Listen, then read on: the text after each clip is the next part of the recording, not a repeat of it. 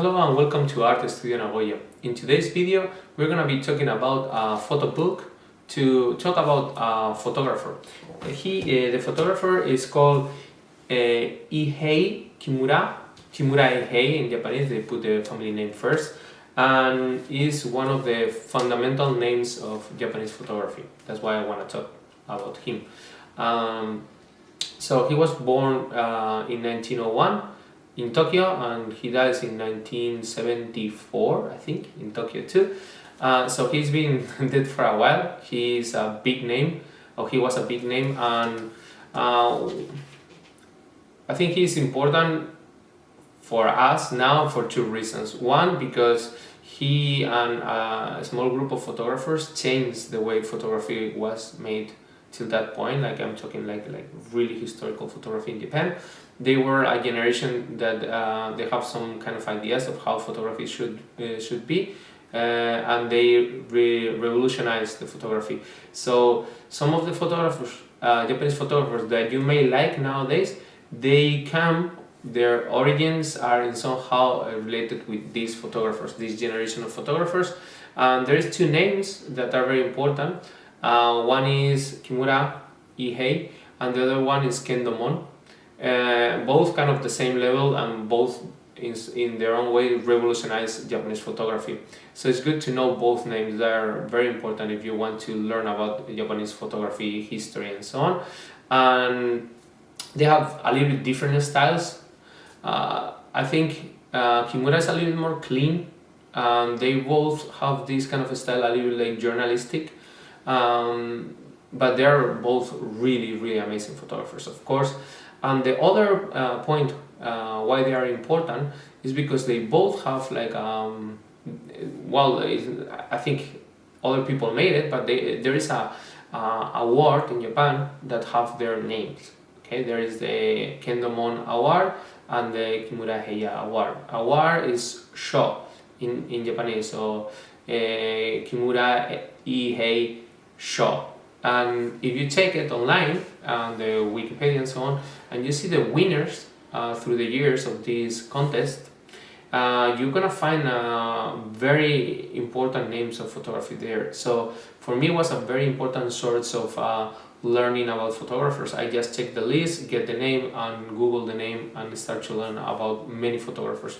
So this is something I want to share with you. Like, this is a fantastic way, especially the Kimura Ihei Sho is have names that are like is more focused on like young photographers. So there is a big number of contemporary photographers, young people around 40, 50 that they won that award. So you can learn about them and find their names easily. So now what we're gonna do is we're gonna take a look at this book. It's not this is a compilation, like there is a mix of photographies of him. It's not like a specific book, but it's a good chance to get to know his photography. Let's go and see the book. Okay, now let's check the book inside. This is the cover, and this is a very famous photo. If you notice what I told you before, that his style is very clean. So the book goes chronological. So you're gonna find the early photos are from the 30s. I think this is here. Most of the photos in this area is from the 30s. But look, the kind of composition, like it's like obviously like this composition too, like how he framed photos is really amazing. Like you can notice right away that this guy is like a big name. Like it's a phenomenon of photography. He have a lot of portraits of famous Japanese people from the past. I think they're writers, poets, and also actors, kabuki actors, playing kabuki, and of course Japanese countryside after the war kind of photography. Look, there's some photos that are super nice after, or like interesting after the war. This one is called Bookseller Atom, next to the Hiroshima, no? And here's the young couple that is enjoying, and I don't know, look like projects, future, and so on. And then you have this broken weapon that reminds the end of the war, and so on. there's a lot of things going on in the photos. You have these kind of combinations that I think he's brilliant doing, like these kind of things. Like if you take a close look of the photos, there is a lot of layers, very interesting characters too, very interesting compositions.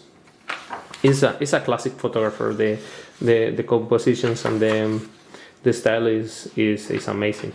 Obviously, this must be print also by like great printers. So it's like a really high class first line of photography of the past.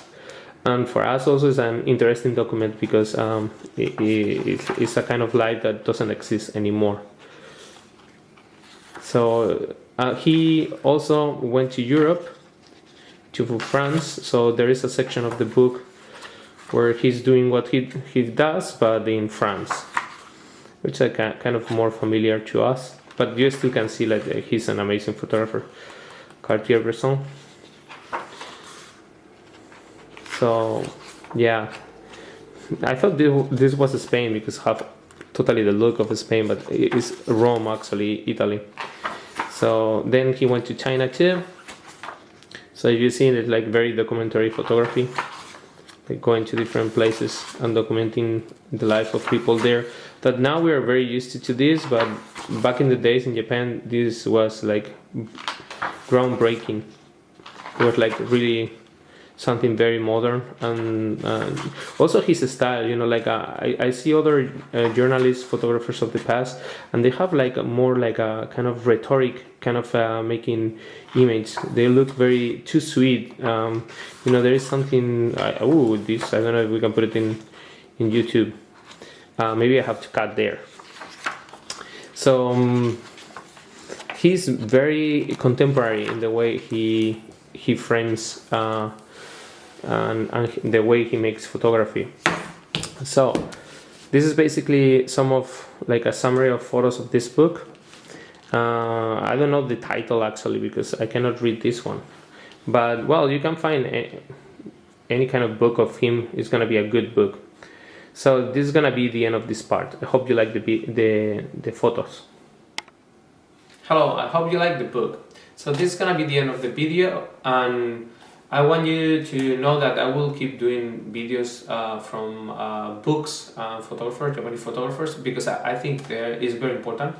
I know there is not the most popular subject, so I'm gonna include videos of cameras and shooting in the forest or in the temples and things that maybe are more from the life of people in YouTube. But I think it's important to make from time to time videos of photographers.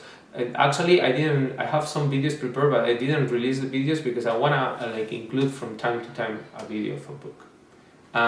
So if you like this video, please give me a like. Consider to subscribe to see more videos like this one, and also check my Instagram account Arte Studio Nagoya, where I post photos every day.